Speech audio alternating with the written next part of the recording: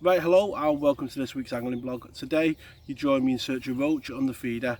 It's been a few weeks now since our last trip on here. As you remember, that you can see from the background, everything's a lot greener. The water's certainly a lot more alive, and that presents a number of issues that we may run into today. Certainly there's going to be a lot more weed on the bottom than there was last time, and I'll talk about that in a minute. And obviously the carp are going to be awake without a doubt.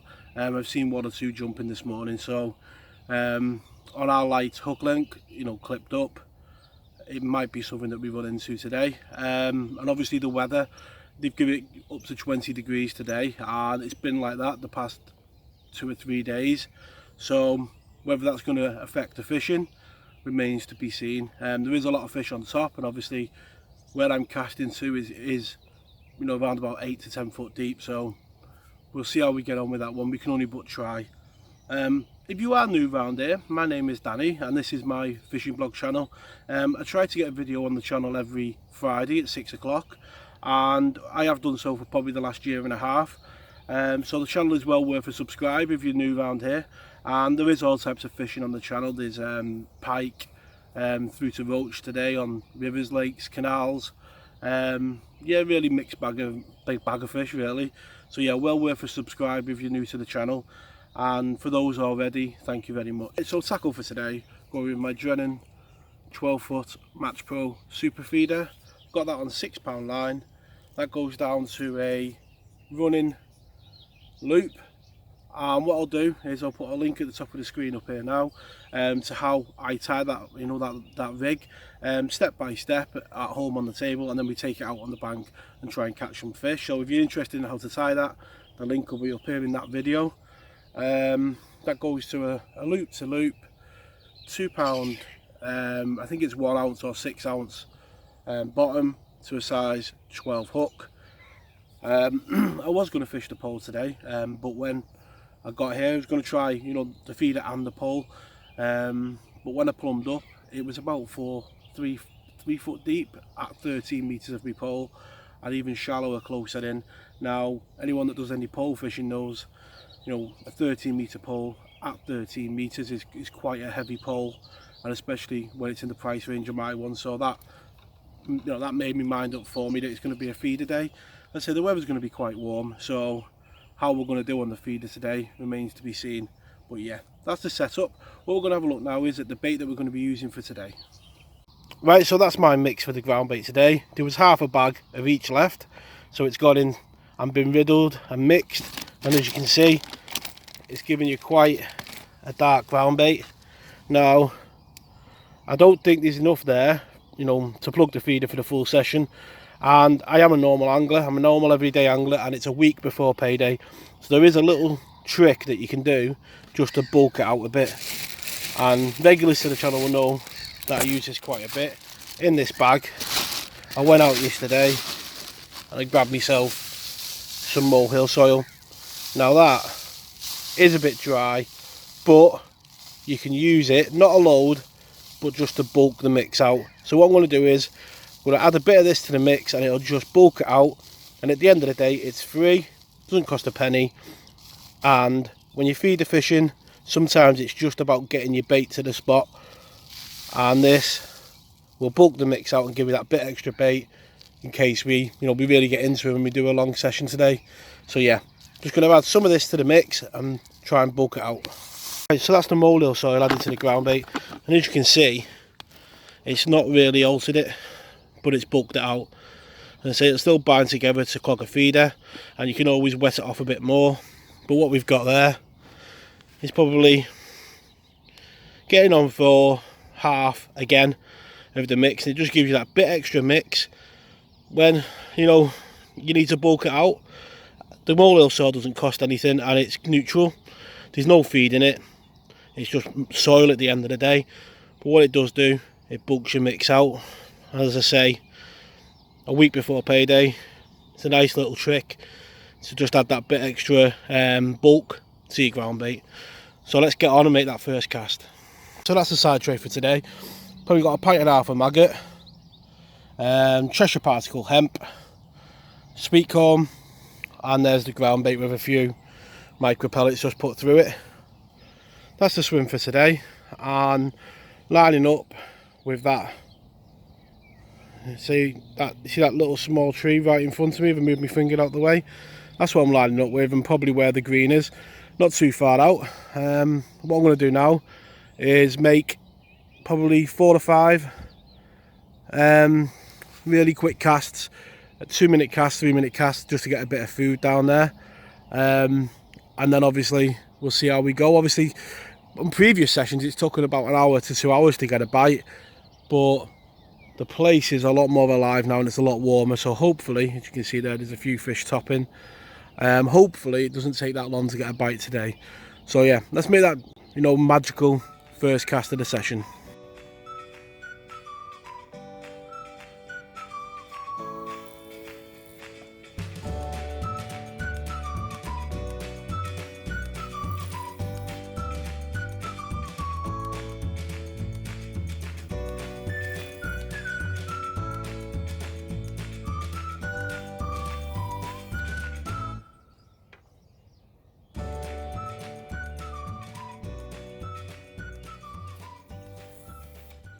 Right, so that's 4 or 5 really quick casts, leaving the feed of about 2 minutes. I've not had any indication on any of the casts, but what that's me doing is, I don't know if it come up on the video, but you can see fish topping on the swim and a bit further around. What I'm doing there is putting 5 feederfuls out, and that's me saying that's where I'm fishing. That is the dinner plate that I'm fishing on, and you've just got to wait for them to move in now. So what I'm going to do is make a few more casts, but leave it a bit longer between casts and see if anything moves in. On here in the past couple of sessions, as we found, it's been 1 to 2 hours sometimes. So yeah, a bit of bait down, that's me stall set. Time to wait just a bit longer, and hopefully it's not too long before we get a roach. And there we go, out the blue, a drop back bite on the feeder, and that's taken probably 15 minutes, so nowhere near the hour to 2 of the last sessions. And what a roach to start the session. If they carry on like that, we'll have a very special morning. Just putting that big bed of feed out and then just waiting over it, and it probably took about 5 or 10 minutes. And that's a cracking roach. Let's get it in the net. Right, very next cast. Tip's gone round again. Put a piece of corn on this time. Obviously with the size of that last roach, I thought might be some decent ones around. And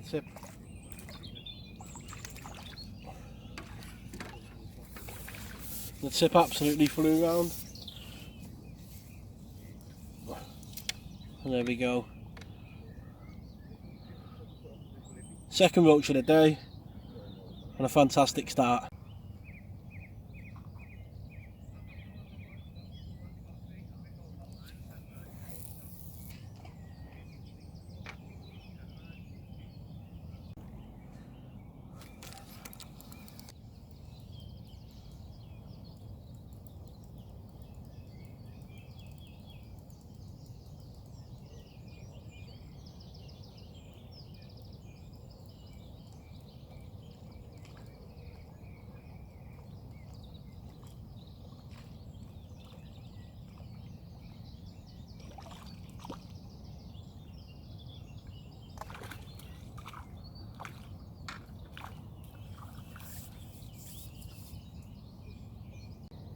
And there we are, another roach.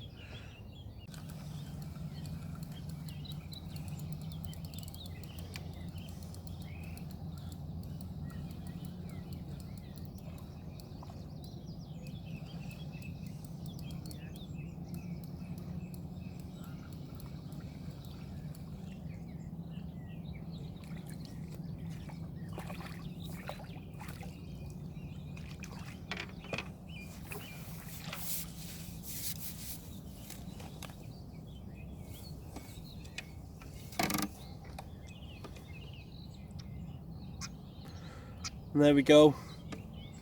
I think it's what, the 4th or 5th fish of the day. Plenty of indication now.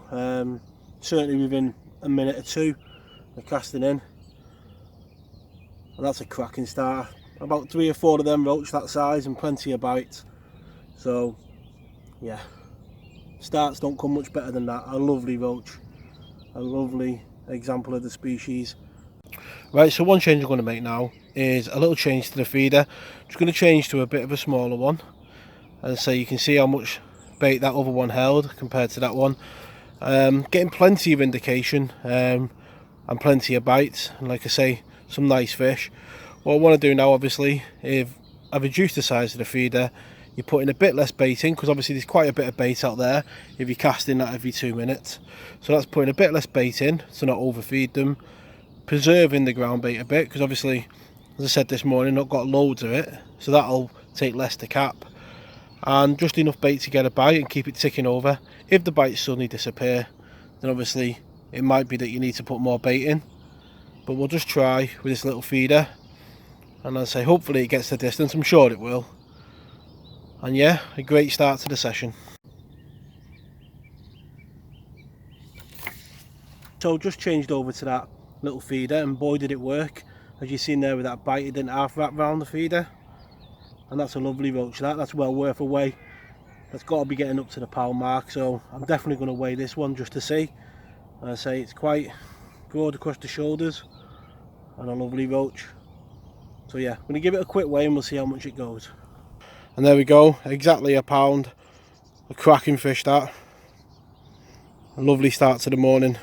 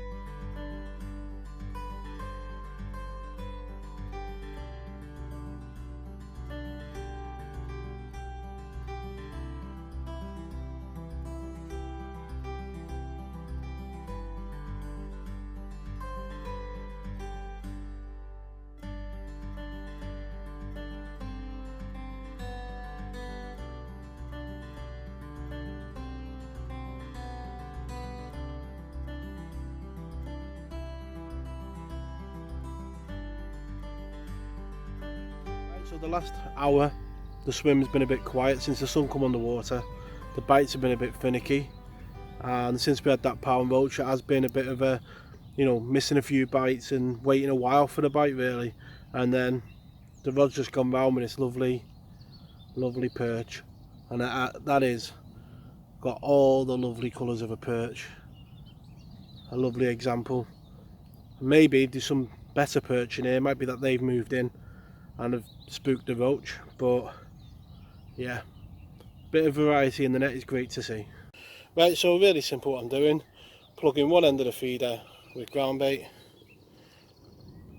flicking in some maggots and some hemp, and then giving it a good plug and a really good squeeze like that, so that ensures that it gets down to the bottom intact and then breaks up. Bait wise, just been alternating really between single, double and corn.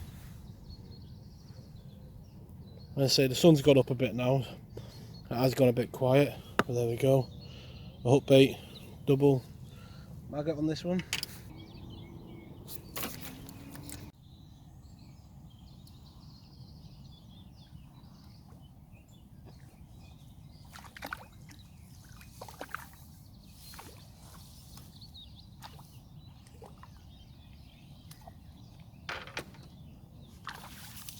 And there we go, another lovely roach. It's been a bit of a weird morning so far. It's when these are in, you don't miss the bites. They wrap the feed around and they're almost unmissable.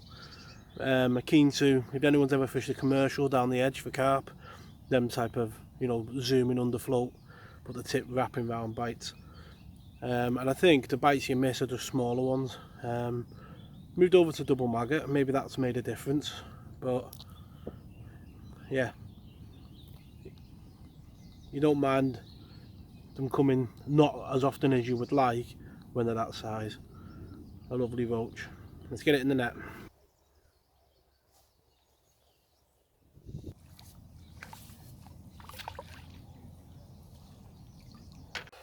Right, and there's another roach. What I'll probably show in the final net is there's going to be quality, not quantity. They've all been over 6 ounces, every one of them, I think. All in mint condition, and this is doing its best to get back. So yeah, lovely fish, mint condition, and they don't half pull that feed around when them better ones. When the better ones are in the swim, the bites are unmissable. Let's get it back. Right, so on the blog today, I've tried to cover as much as I can about the feeder fishing that I'm doing. It's not my strong point, it's probably the type of fishing that I do the least. And I try in the videos to cover as much as I can. I've covered the rig, the bait that I'm doing, and literally filling that feeder and casting. Now, accuracy is vitally important with feeder fishing. You get your far bank marker, like I said with the tree at the start of the video, and what I use is the clip on my reel.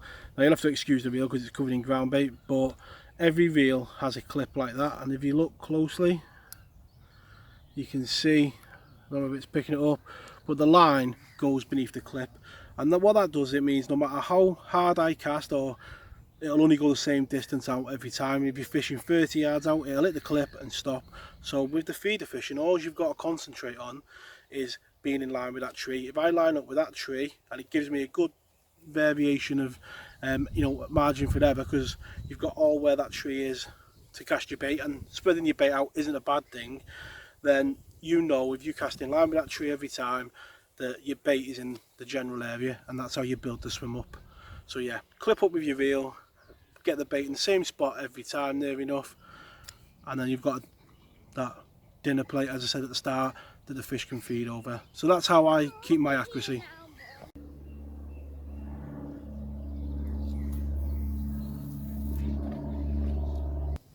No sooner as the feeder hit the bottom there, it's gone round. And that's what I mean, when the fish are there, they are there.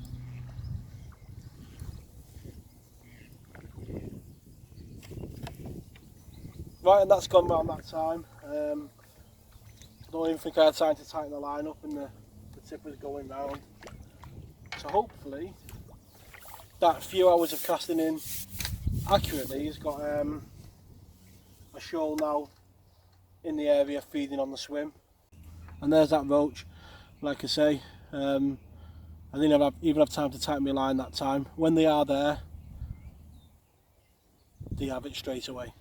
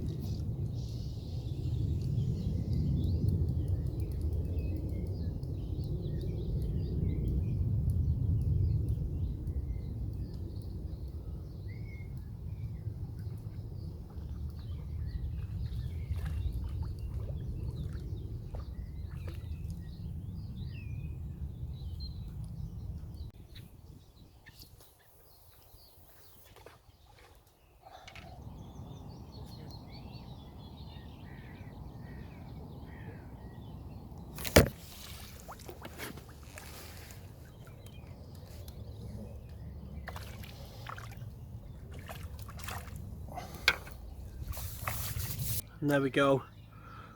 It's got to be another roach getting up for the pound mark, that one. Cracker, absolute cracker. Like I say, all coming on double maggot so far. Changing every now and again to corn, but the majority coming on double maggot. And yeah, Magic, absolute magic. No finer way to spend a Sunday morning. Right, it's getting on for 1:45 now, and we'll call this the last fish of the day. A lovely fish to end the session on. So let's have a look at that final net and see how we've done today. I imagine we've got some nice roach in there, because we've had some nice fish this morning. So let's have a look at them. Right, there's the final net of fish, just over £15. And as I say, a quality bag of roach. I don't think one of them was under 6 ounce. They're all quality, and definitely one of them was a pound that we weighed. Cracking morning's fishing on the feeder. Thank you very much for watching. It'd be great if you could like and subscribe, and I'll catch you all next week. Tight lines.